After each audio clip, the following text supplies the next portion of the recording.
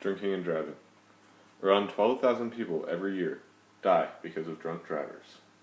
That is over 1/3 of all deaths from car crashes in the United States.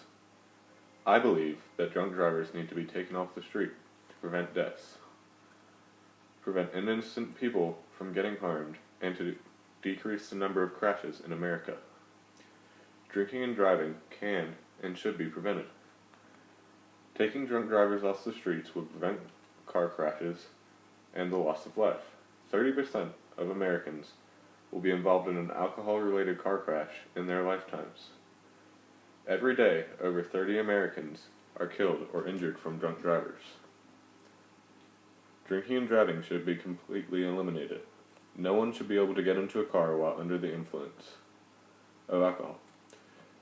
Taking drunk drivers off the street would save thousands of lives each year. Drunk driving has continued to increase over the years, and crashes from drinking and driving alone cost the U.S. billions of dollars.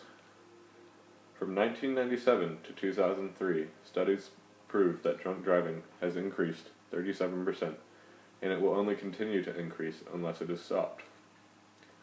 More and more people are dying due to the drunk driving crashes every year because no one is stopping drunk drivers from getting into cars.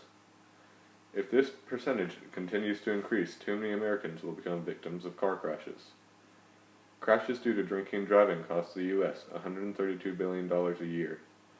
The last thing the U.S. needs is more debt, yet drinking and driving crashes alone are costing the U.S. this much money. Although since drunk drivers has increased so rapidly over the years, that means that more money will be wasted.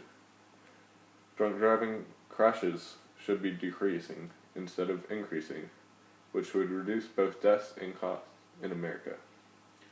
Drunk driving not only kills the drivers who are under the influence of alcohol, but it also kills the innocent people on the street. In 2011, 226 kids were killed in drunk driving accidents. Innocent children are becoming victims of crashes due to drunk drivers. In order to protect our children and our futures, drunk drivers need to be stopped.